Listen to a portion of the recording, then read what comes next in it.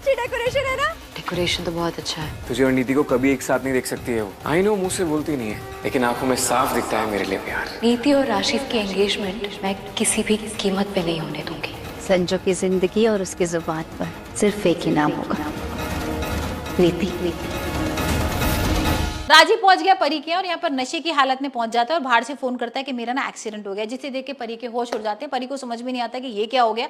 यहाँ पर परी भाई जैसी दरवाजा खोलती है तो देखती है कि राजीव तो बिल्कुल सही सलामत है और सामने यहाँ पर उसके ऊपर गुस्सा करने लगती है, भड़कने लगती है और उसको बोलती है कि तुम्हारी हिम्मत कैसी होगी ये सब करने की और कभी ऐसा आगे से करना मत। अब यहाँ पर बिल्कुल श्योर शॉट हो गया राजीव कि यही भाई उसकी परी है। यहाँ उसको गले वगैरह लगा लेता है और जिसे देखकर ना परी भी थोड़ी सी इमोशनल हो जाती है। अब यहाँ पर परी से बार बार पूछ रहा है कि तुम मुझे ये बताओ कि तुम ये सारी हरकतें क्यों कर रही हो, तुम क्यों झूठ बोल रही हो, तुम मेरी परी हो मैं अच्छी तरह जानता हूँ। अब यहाँ पर जो परी है ना वो बहुत ज्यादा इरिटेट हो जाती है और वो बोली देती है कि राजीव तुम वही राजीव हो ना जिसने नीति के साथ मिलकर मेरी जान लेने की कोशिश की थी।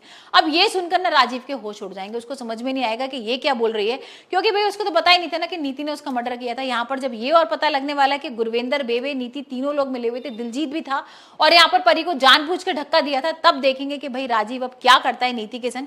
लेकिन हाल फिलहाल तो यहाँ पर नीति बहुत परेशान है और उसको समझ में नहीं आ रहा कि किस तरीके से मैं राजीव के संग शादी करूं, क्योंकि उसको ये सच सामने आ गया कि राजीव ने ना सिर्फ मुझसे झूठा प्रपोज किया था, उसको सच में वो उससे शादी वादी नहीं करना चाहता था। सिर्फ उसने इसीलिए सारी चीजें की कि वो भाई पार्वती को एकदम से भड़का दे। यहाँ पर पार्वती खुद ही अपने आप ये बोल दे कि भाई मैं पार्वती नहीं परी हूं।